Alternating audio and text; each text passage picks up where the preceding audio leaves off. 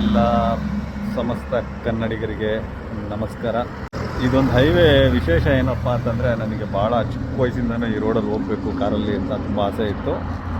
ಏನಪ್ಪ ಅಂತಂದರೆ, ಶ್ರೀನಗರಿಂದ ಕನ್ಯಾಕುಮಾರಿ ರೋಡ್ ಇದು.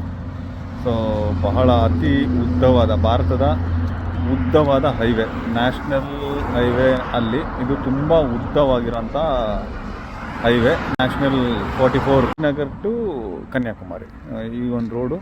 ಈ ರೋಡಲ್ಲಿ ನಾವು ಬಂದಿದ್ದೀವಿ ಇವಾಗ ಆಲ್ಮೋಸ್ಟ್ ಅಲ್ಲಿ ನಾಗ್ಪುರ್ ಹತ್ತತ್ರ ಇದ್ದೀವಿ. ಗೊತ್ತಲ್ಲ, ನಮ್ಮ ಹುಡುಗರು ಏನು ಮಿಸ್ ಮಾಡಿದ್ರು, ಟೈಮ್ ಟು ಟೈಮ್ ಊಟ ಮಾತ್ರ ಮಿಸ್ ಮಾಡಲ್ಲ.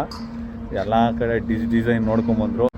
ಎಲ್ಲೋದ್ರೂ ಪಂಜಾಬಿ ಫ್ಯಾಮಿಲಿ ಡಾಬಾಗೆ ಬಂದಿದ್ದೀವಿ. ಇದು ಆಲ್ಮೋಸ್ಟ್ ಅಲ್ಲಿ ಆಂಧ್ರದ ಗಡಿ ಭಾಗ ಇದು. ನೋಡಿ ಎಲ್ಲರೂ ಕೂತಿದ್ದಾರೆ, 3 ಜನ. ಇದೇನಿಗಿರೋದು ಕೇಸರಿ ಬಿಡಿ ಹಸಿರು ಲೈಟ್ ಬೇರೆ ಹಾಕ್ಬಿಟ್ಟವ್ರೆ ಅಂತವೆಲ್ಲ ಇವ್ರಿಗೆ ಸಿಗ್ತವೇನಪ್ಪ. ಕೇಸರಿ ಬಿಳಿ ಹಸಿರು ಲೈಟ್, ಕ್ಯೂಟ್. ನೋಡಿ ನಮ್ಮ ಬಾಸ್ ಇಲ್ಲಿದ್ದಾರೆ, ಟೊಯೋಟಾ LX. ಪಂಜಾಬಿ ಹೋಟ್ಲಲ್ಲಿ ಊಟ ಅಂತೂ ಬಂತು.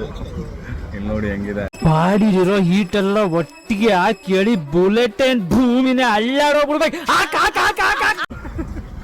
ಇಲ್ಲಿ ಜೇಪ್ ಇದೇನಪ್ಪ ಕಾಮಿಡಿ ಅಂತಂದರೆ, ನೀರು ಬಿಸಿ ನೀರು ಬೇಕು ಕುಡಿಯೋಕ್ಕೆ, ಚಳಿ ಆಗ್ತೈತೆ ಅಂದರು.